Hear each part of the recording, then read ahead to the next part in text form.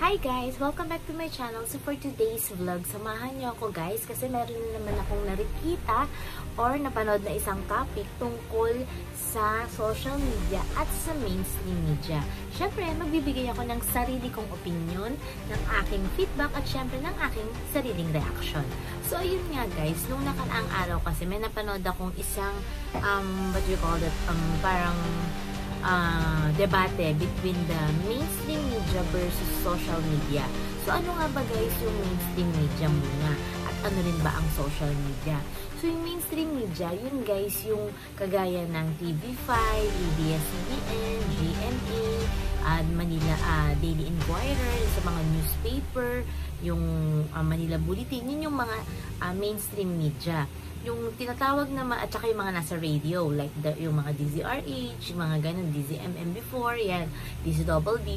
Then, yung mga social media naman, obviously, yun yung nasa social media. Like, for example, sa YouTube, yung mga vlogger, yung mga nag-reels, yung mga nasa TikTok, yung nasa Facebook, Instagram, yung mga nagla-live din doon, lahat yun yung mga social media.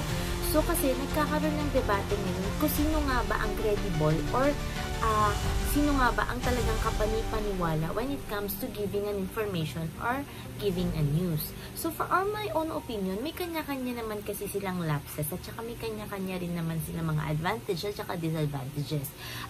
Obviously, ako kasi, personally, when I was young, honestly, I really wanted to become a newscaster or a reporter. That's why I took a Bachelor of Arts major in Mass Communication.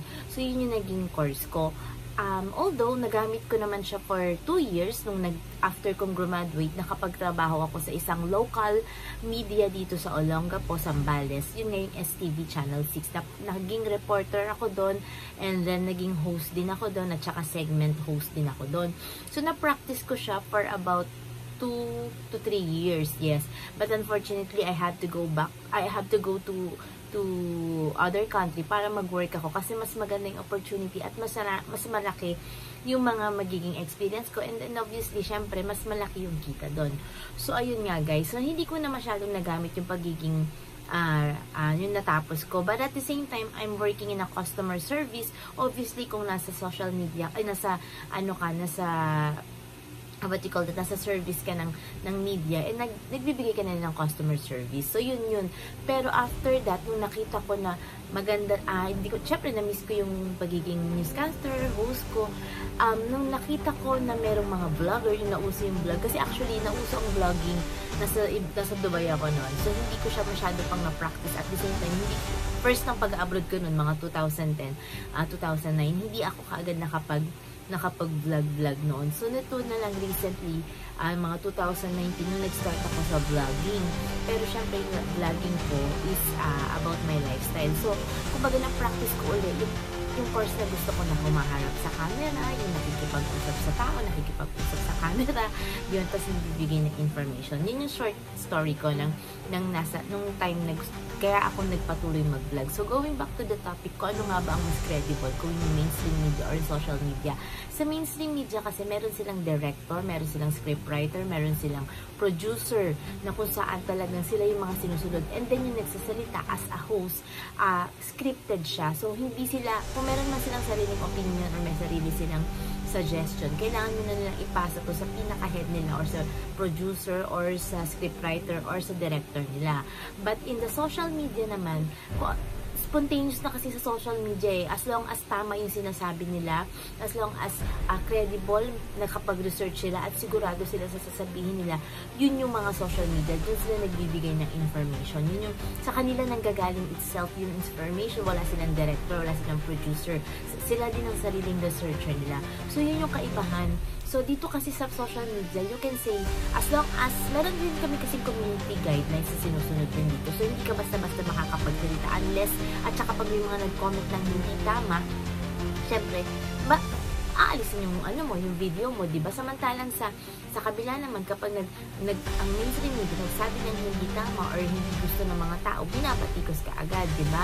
Tapos, aanin sila, sasabihan ng hindi mga magaganda. So, ang kaibahan lang talaga ng mainstream media, talagang meron silang sinusunod, meron silang hierarchy. Samantalang ang social media, kung vlogger ka itself, ikaw na mismo mag-feed sa sarili mo ng mga information as long as credible to, at saka syempre as long as yung fact na hindi mo pa rin naman masasabing factual yung sa social media kasi wala pa rin, hindi naman siya ganun, isang tao lang yung nagsasabi, kumbaga sariling opinion lang niya. Unlike sa mainstream media, may mga researcher na may mga pinanggalingan na rin, diba? So ang ano lang kasi talaga nila is parehas naman din sila nakakatulong, parehas din naman silang nakakapagbigay ng information sa mga tao.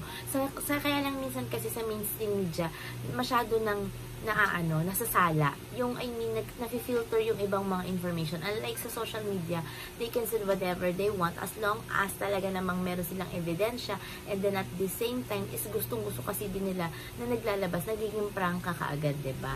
So yun lang naman. Actually for me, both are useful, both are still, we need those things, the social media and the mainstream media. Kasi syempre, yung traditional media or mainstream media, talaga nakalakihan na natin yan eh. Ako nakalakihan ko yan. So marami talagang information din. At talaga namang solid din naman yung information nila.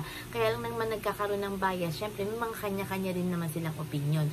Unlike sa social media, talagang straight prank kayo magsasalita dito. So for me, both medias are talagang important at saka part na rin ng life natin yan. So sa social media naman kasi ang inaano lang naman doon, sana minsan nagsabi sila talaga is talagang yung meron silang pinaguhugutan or ay ibig sabihin talagang ano sila, yung factual or na-research nila or legit yung information. So for me, talagang love ko naman parehas ang mainstream media at saka ang social media. So it's a tie-tie for me. It's what do you call that? It's a win-win for me na meron pa rin tayong mainstream media at saka ang social media. So again guys, samahan niyo pa ulit ako sa mga susunod ko pang vlogs. Ito lang sa aking YouTube channel. This is my own opinion. Disclaimer lang. Opinion ko lang to. And I'm sure yung iba sa atin yan, may mga sarili-sarili din tayo. So don't forget to subscribe, like, and share my video. Bye guys!